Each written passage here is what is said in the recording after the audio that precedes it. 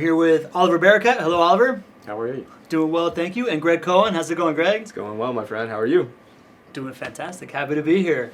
Oliver, you're the star of the show. I don't like to introduce people, right? Can you kind of tell us who you are and what you're about? Sure, Pablo. Happy to do that. So I've lived here almost my entire life. Grew up here. My parents moved to Jacksonville from Europe in the early 70s. Then I went to American University in D.C. and lived in D.C. for about 5 years after graduating. And in the early 90s, we got the Jacksonville Jaguars as a city. And my goal was to stay in D.C. for a long time, but I thought something special was going on down there. I'm in the real estate business. So I said, let me go back home and try this out before I get too entrenched in the D.C. market. So I moved back to Jacksonville in '96 and never looked back. Saw my adult career here as not just a job, but just a way to also get into the community, help Jacksonville grow and be a better and bigger city. And so that's why I've spent a lot of time in my community efforts and have really, really enjoyed and thrived upon that. I love that. I love that. He's very humble. Let's talk about some of the commercial real estate success you've had. I mean, I was looking up your bio, and I know we've been friends for a while, but I was really impressed. I mean, how many the awards that you've won as a commercial real estate broker, the internet couldn't fit them on the page. Yeah, I don't know about that, but there's been some nice awards. The NAIOP community, which is the Commercial Real Estate Association here, has been very nice and honored me. The downtown community has honored me for some of the work I've done. And I think that community work really does feed into my business. It helps grow your network and grow relationships. Commercial real estate is a relationship business, just like residential to some extent. But you got to follow it up with competence and consistency. You got to get to work every morning, and so just that work ethic in combination with love for a community and what you do really pays off. And you must have had a great vision for downtown because, in the years that you came to downtown, commercial real estate was much different than what it is now. I mean, I would imagine there's a lot more opportunity today than when you were here in the beginning. So it's been quite an evolution. Yeah, I mean, that's a great point. So when I moved back here in '96, the city's population was just about to hit 1 million. And that was something that everybody was monitoring for like 12 months. And like sometime in '97 it hit and it was like a big thing. Yeah. And you think about it today, the population of the area is 1.5. Mm-hmm. So it took us like 100 years to get to 1 million. In the last 20 years, we did half of that. I think we were number 6 for population growth. Yeah, we're getting like 30,000 people a year growing right now. So, and that's supposed to grow even more according to some predictions. So that's kind of awesome, and that dynamism and wealth creation that comes along with that growth. But there's also, it's kind of scary because it's a lot of bodies and a lot of souls coming into the community that we didn't have to deal with before. So we really got to be thoughtful, and that's why I'm a big proponent of downtown development. There's a lot of reasons, but growing the city, not just outward, but also inward, and growing it smart and making it walkable and giving people different types of lifestyles, downtown development kind of fills a lot of those voids and those blanks. So, it's changed a lot. The other way it's changed is the urban core has really revitalized surrounding downtown. So like in the early 90s, San Marco was dilapidated, believe it or not. There were no lions in the square. There were no well manicured lawns and brick pavers. The movie theater was run down. And so the merchants got together, and some of the neighbors that were still there made the San Marco Merchants Association and really reinvented that neighborhood. Really? Wow. Riverside, there was prostitution, there was drug dealing in certain pockets. Yeah. In Springfield, I mean, forget about it. You wouldn't be caught dead there. So all those neighborhoods today are amazing, historic, and they're assets for the city. Yeah. And one of my favorite things that has happened just in the last couple of years is kind of awakening and celebration of our history, especially downtown. There's been frustration, and a lot of people have articulated the benefit that our historic assets can have to this city if we really celebrate it and identify it and associate it with our brand. So I think we're just kind of the awakening, particularly as it relates to the downtown historic buildings, and so it's an exciting time. Man, this is so cool. So I'm a total urbanist, right? Because I'm an avid environmentalist, so I recognize that densification and smart densification is good. And the fact that, I knew I was going to be talking to a commercial real estate expert, but the fact that you're European, I think also adds a little bit of that perspective to walkability and old cities and how they all work at a high rate. So you're very involved in downtown, right? Can you tell us a little bit of what's happening in downtown right now, what the current state of it is, and where you see things moving? Yeah, there's a lot happening. I'm almost embarrassed to say this, but there's a lot of potential. Yeah. And the reason I'm embarrassed, we've been saying that for like 20 years. Right. But the reason I think, and a lot of other people think it's different this time, is really two things. We have good leadership. We have a really great CEO at the helm, and the kind of political and civic leadership is really focused on downtown now, much more than it was 10, 20 years ago. So it used to be kind of an edgy issue. Now it's much more of a mainstream focus. Secondly, the city owns important pieces of property, and even there's certain elements of private property that are all coming to market at the same time. So my firm, CBRE, is handling the Calford and Bay project, which is 3 blocks right on the river, a couple of blocks from the landing, and we're expecting bids in the next 30 days. And from what I'm hearing is that the quality of national developers that are looking at that project and are going to make bids would really elevate the city's kind of reputation. Not only are they doing it in Jacksonville, but who's doing it in Jacksonville and what type of mixed-use project they are proposing. So that'll be exciting. And then right after that, we're going to do the same process for the Jacksonville landing site. So there's been some controversy about the city taking over that site and demoing it, but now that it's demoed, there's this urgency. We got to do something with that site. We can't just let it sit there. So the DIA, and I'm a board member of the DIA, obviously, is going to be looking at, in a public process, what do we do with that property? What is important to the city? What's important to the public? What kind of programming uses do we do? And then immediately put it on the market and see how the market responds. And then lastly, myself and 2 colleagues in the office are handling the First Baptist Church portfolio, which is 8 contiguous blocks. Congratulations thank on you. that, by the way. That is, I would love to talk more about your vision for what you see with that property. Yeah, I mean, we've gotten a fair amount of interest, again, from, I'd say, not high-end residential. It's more of a mid-market residential project with some mixed use. We've also got some institutional office players that are looking at it. So, but it's really, I mean, how many times in any one city can you buy 8 contiguous blocks, right? Yeah. In one area of the city. It's 8 contiguous blocks? That's right. 8 contiguous blocks in the heart of downtown. Yeah. So it's like a real estate developer's dream. Yeah. To really, change the narrative of that part of downtown. So between that and then you have Lot J, will it happen, will it not? Who knows, but hopefully it will. Yeah. And then you have the district also happening across the river. So you have major projects that are either in the works or about to be in the works. And so some of the folks who might be watching this might not know what those projects are. And we won't go into maybe so much detail about all of them, but just kind of like paint the picture. So you've got 8 contiguous blocks, which are in the northern part of the downtown core, right? That's right. 8 contiguous blocks that you can paint the canvas, right? And now the landing project that you're talking about is really about activating the waterfront, right? Yep.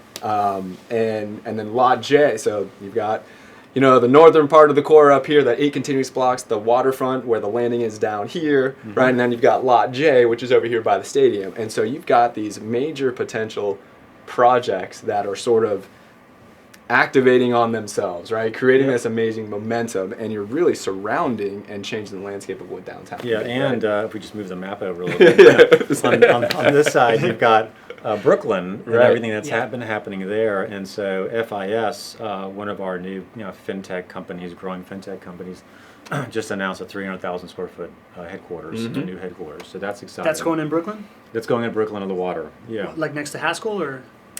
In between Haskell and FIS's current building. So Interesting. right on that surface parking lot there. Yeah, very cool. Very and cool. And obviously there's a lot of residential happening still in Brooklyn, some retail development. We're going to have Chipotle and a Panera. So Yeah. And I'm glad you clarified that, Greg, right? Because I'm a little up on what's going on, but I'm also pretty new to town. But, I hear 8 continuous blocks, and I think, what is this, downtown Detroit? And all the opportunity that happened in Detroit in a totally dilapidated city, and all the growth that has come just from rapid urban investment into a core. This isn't that, right? Like, this is a wonderful, very livable city already. Yeah. And that kind of opportunities is just mind-blowing to me. Can you tell me what the DIA is? Sure. So the DIA is the Downtown Investment Authority. We are an independent board with the city, and we are responsible for the revitalization of downtown Jacksonville. So we dole out all the incentives. Okay. We create the policy for development. We make suggestions to the mayor and city council what kind of public investments should be made. like converting one-way to two-way streets, which is a project we're working on, which is very important for businesses. Improving landscape downtown, improving the Riverwalk. So any expenditure that the city does, we're responsible for, whether it's in the form of infrastructure development or in the form of incentives for private development. Interesting. So how does something like that come together? The DIA? Yeah. Like how do people get selected for that? How does that machine get built? And help correct me if I'm wrong, but the formation of the DIA represented a totally different way of making decisions for downtown than was what was previously done. So maybe if you could comment a little bit on, all the success that we've seen since the beginning of the DIA, how much of an impact of just forming the DIA has been, has promoted that. Yeah, so that's a good point. So prior to the DIA, there was the Jacksonville Economic Development Commission, and then it was called something else after that. So it was the economic development arm of the city for all of the city, and it had a board like the DIA has today, which is private citizens. But the problem was there wasn't somebody waking up every day just worrying about downtown. Right. And downtown started falling by the wayside because there just wasn't the policy and the focus it needed. Absolutely. So the last mayor, Mayor Brown, and a bunch of other civic leaders decided we need an organization that does that. We formed the DIA. It's 9 volunteers, 5 chosen by the mayor, 4 chosen by the city council president. I'm a city council appointee. I've been on the DIA for 8 years. I chaired it for 2 years. And so we have a staff of, I think, 6 or 7 people. It's funded by tax revenues in downtown, and occasionally the mayor will, throw us a bone and give us some extra dollars to work with, depending on how we behave. Yeah. So we do have to answer to the mayor and to the city council because they control our operating budget. But generally we are autonomous and we make policy based on public input, etc. So it's a great formula. It's not perfect, but we help the city make smarter real estate and urban planning decisions. Absolutely. I just think at a point now where we have all this opportunity within downtown, having a voice for downtown, a unified voice for downtown, I think downtown was going to progress either way, but you run a risk of, if you're not a cohesive message and a uniform board making decisions, you could create a whole lot of stuff that might not be the best, right? So it's... Yeah, and one other point on that is that, so we have a plan we're supposed to abide by and update every 5 years, and the point of that is, if just political leaders run downtown development, politicians come and go. And every 48 years there's a new vision, and there's no consistency, and that's kind of what Jacksonville had for a long time. So the DIA is there to transcend politics and maintain consistency. I love it. My wife's an urban designer, right? So Okay, I'm awesome. totally geeking out on this. But let's get more a little bit into what you do on a day-to-day, to pay the bills, right? What is your role at CBRE? Is you're a vice president of office leasing? Yeah, so so CBRE asks every broker to focus on a discipline within the real estate field. You just do retail, or you just do office, or you just do industrial multifamily. Okay. We think it's better because our clients are better served if you're kind of really deep into one product area. So my entire career I've done leasing and sales of office buildings. Okay. And most of what I've done, although not all, is representing companies looking to acquire real estate or lease real estate, or investors looking to purchase real estate. So it's mostly been on the buyer acquisition side. I sometimes play the other side on the selling side. Jacksonville's not a big enough market to where you can do just one, but probably 75% of my business is on the buying tenant or buying investor side. So a lot of what I do is meet with CFOs or law firm partners, ask them where they want to be in town, what's driving their decisions, help them make smart real estate negotiations with their leases, cover them on construction, cover them on the analytics, cover them a little bit on the legal side of the lease, and just try to act as a trusted advisor.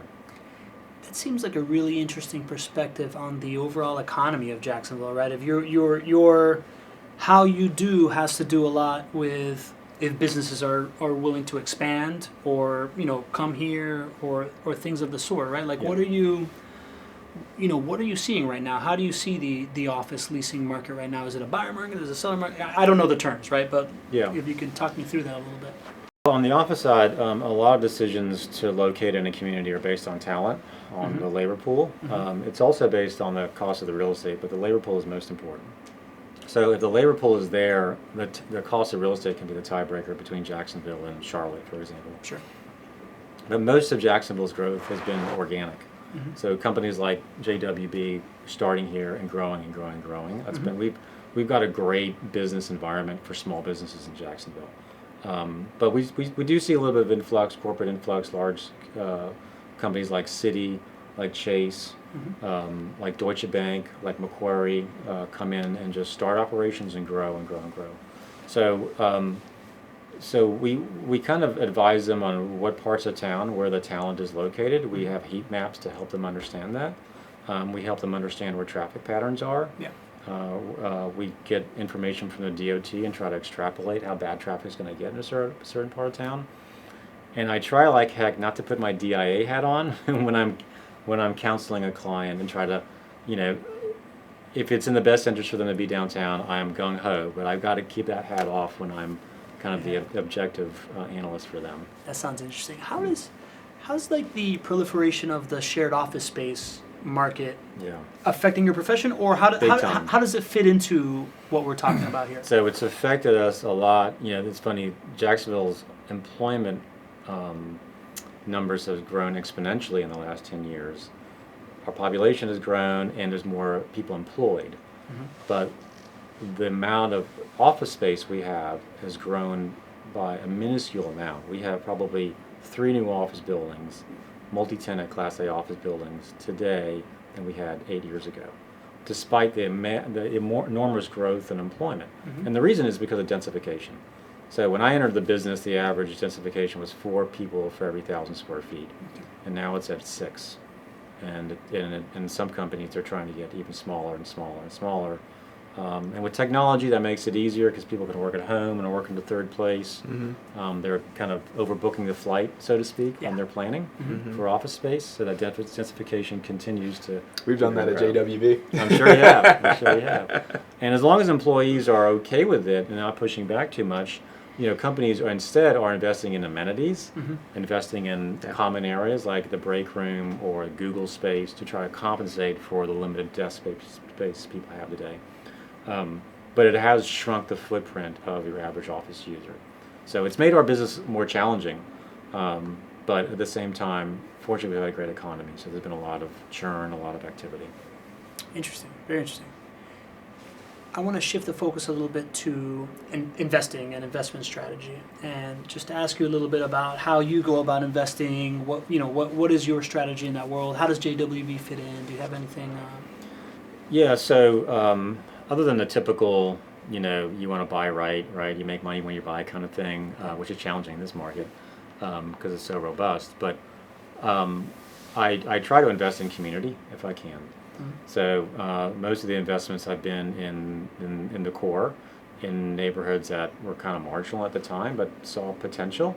And one of the reasons I've invested with JWB is because they've kind of done the same thing. They've got a really good business plan where they're filling a niche that a lot of other players aren't in certain areas of town, and at the same time they're investing in neighborhoods that really need the investment. So it's kind of a twofold, good feeling. You're making money, you're associating yourself with smart people that are doing some really savvy things, but you're also doing good by the community. So that's what I've tried to do most of the time, not all the time, most of the time. Okay. And are you also in the market? Do you also do other stuff like that, or are you mostly invested in real estate? I'm mostly invested in real estate. I mean, when you say the market, you mean like stock market? I do a lot. Yeah, I do a lot. Not probably not just stock by stock, but just like mutual funds. Okay. But most of my focused investment is in real estate. So if I was right, you are. It's funny because you're talking about how healthy the small business community is here and how things are growing. I'm a small business, recently started, doing pretty well. The biz bros that are producing this content are also small businesses that are growing. What advice do you have to give to small business owners when they're looking for real estate in Jacksonville, or trying to find the right commercial broker, things of that sort? What can you teach somebody that's actionable about how to go about considering those big decisions? So I'll try to keep it simple because I could really bore you or geek out on it, but I'm in. The first thing I would say is hire a broker exclusively, which may sound obvious, but it is amazing how many smaller business people will hire this person because they met him, and then their CFO is working with another broker, and they just have both brokers throwing properties at them. So you're going to get the most out of your broker if you hire them exclusively, and they know that as long as you do a deal, they're going to get paid. And if they know that, they're going to throw everything they have into the deal. Yeah. And then the other consequence is if they know you're working with another broker, they show you building A and building B, and this broker shows you C. They are only going to get paid, obviously, if you go to A or B. So that puts them in a salesperson role for A and B. That's the listing agent's job, to be the salesperson of those properties. You want that broker to tell you what's wrong with those properties. Okay, you want them to tell you about the reputation of the owner of the management company. And if they're only paid in that instance, they've lost that objectivity that you really need. And they're going to earn the same fee, whether you've hired them exclusively or not. So hire somebody exclusively, get more out of your broker, they feel protected, and if they're professional, they're going to give you significant advice. It's a very important decision. Absolutely. I mean, you're going to spend the next 3 to 10 years of your working life in this place, and you want the right decision, and you want as few headaches as possible. That makes a lot of sense, right? When you first say hire a broker exclusively, my head goes to, well, of course a broker wants me to hire a broker exclusively. But when you break it down on aligning incentives properly, you know, I have a lot of friends that are commercial brokers down in Miami, and it's such like a brutal sales cycle where you have all this uncertainty. If you can take away that uncertainty and give them some clarity of this is going to happen, so now I can just give them my best advice as opposed to try to close a deal, it would make a lot of sense on a long time. Yeah, you don't want your broker worrying about the fee the whole time and protecting their own interests, right? You want that to go away, and they're protecting your interests, making the best decisions for your company. Yeah. So I can just think about some of the important decisions we had to make as far as office space along the way, and we almost made some really big mistakes. And I think as a business owner, the last thing you want to worry about is like the space that you're working in not being good enough. Like you got enough to worry about. You want to make the right decision there, make one decision, stay there for however long, 3, 5, 10 years, however long, and not screw it up. Because if you screw it up and it's too small, you're going to hear about it from your employees. It's going to be a reason that you're not succeeding, and you're never going to hear the end of it. Well, and when the unemployment rate's 3.5%, you know, employee retraction and retainment is so important. Right. And we all know how important space is in that regard. So do the due diligence ahead of time. Make sure you're going to be fully invested with that one broker, rather than more of I would call maybe a lazy approach, right? Like get a whole bunch of people working for you. You'll figure it out along the way. It's just take a little bit more time up front. Make sure you're going to nail this decision, and then move on to growing your business after that, right? That's right. And build a relationship with that broker. If they served you well the first time and they know there's more business in the future, they're going to keep giving you updates about the market. Make sure you're updated. You know, maybe there's a better option out there for you didn't realize. So that it's good to have that relationship as long as they maintain their professionalism and they're up to speed in what they do for a living. Sounds good, Oliver. Listen, I've really enjoyed this conversation, right? Everything that even the whole community thing, right? Like my whole thing is community creation is the future of business development, which is what we're doing here with this content program to showcase the community that JWB has built around them. So I've really enjoyed it, but I'll let Greg kind of take us away here and finish this off. Yeah, just really have appreciated not just today, but our working relationship over the years. It's fun to see us continue to do more and more things, not just from a lending perspective like you are as a client, but getting to see you at the DIA, right? Having some projects, some initiatives that we want to see happen in downtown, knowing that we have somebody who's really leading that charge, and the DIA is really it's helpful, and it gives us so much more confidence that Jacksonville's potential is. I know I don't want to say that word, but Jacksonville's potential is going to be realized. I mean, I think when you think about where Jacksonville is going to be in 10 years, we're not going to be able to recognize downtown. It's great to have you in that position. So thank you, my friend. Yeah, thank you. I appreciate you having me. You guys are great. Awesome. Thanks. Thanks, bud. All right, thanks. Pablo. Yep.